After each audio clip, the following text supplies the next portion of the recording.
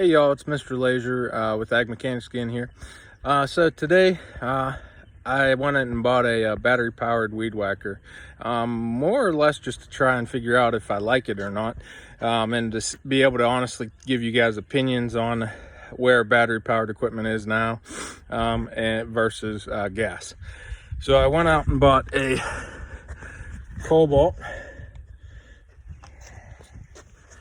weed whacker.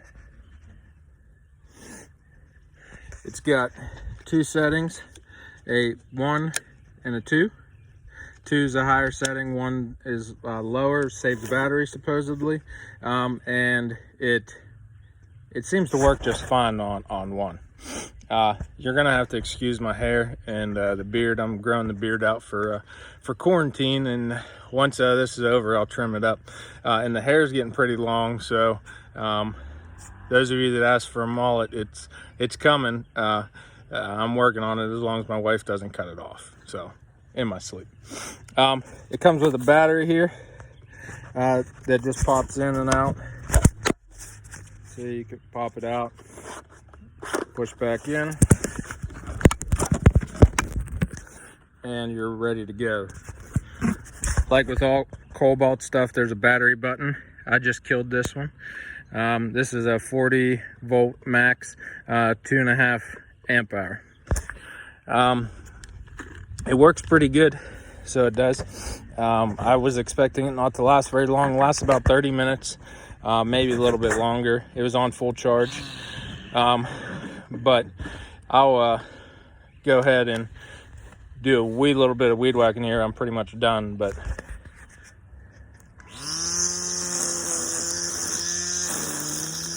you can see it's really quiet. As you can see, it's really quiet, and it's light. And I weed whacked around my entire house with it, and my property, which I'm going to show you a little bit here. So I weed whacked around here, through here. You can see over here I went through some thicker stuff, and it did a pretty good job. And the one thing I noticed is that the wire, the trimming wire doesn't, or string, doesn't break as easy as my steel one did, which I'm kind of surprised about. But it does a pretty nice job. This is my first time weed whacking with it, and at our new property here. But you can see I did a good long ways. I've got a fairly large house as far as square footage goes, and it cleaned up pretty nice. It was a little too wet to cut the grass, so I just decided to pull out the weed whacker and see how it did, and it did a fairly good job.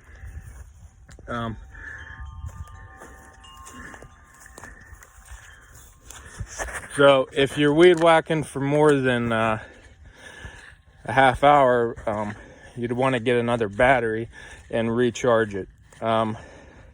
If you're weed whacking fence lines, those types of things, get a gas one and carry a can with you, because it'll last a lot longer, obviously until the gas runs out. But for just around your house, in general weed whacking, I like it a lot. Biggest reason I bought it was so my wife could do it. I'll cut the grass and then she can weed whack. She was kind of begging for a lightweight weed whacker, so I found this one used, $75 off of Let Go, and I'm pretty happy with it. Like I said, it lasts about a half hour, maybe a little bit longer, and supposedly it takes about an hour and a half to charge. So that's something to consider if you're gonna get multiple batteries.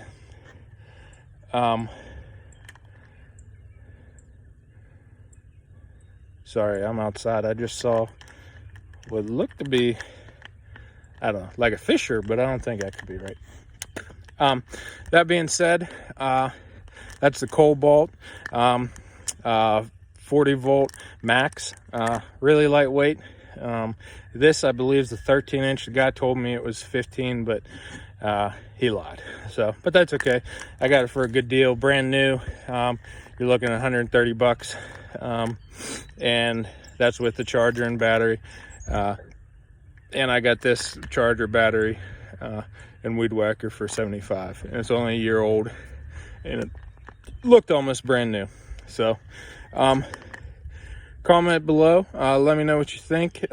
If you like just gas, I've always been a steel guy, but this lightweight battery powered equipment's pretty decent in itself. So all right, let me know if y'all need anything. Stay tuned, more videos to come, and the beard is grown out with some crazy hair here. So there we go. Have a good day, y'all. See ya.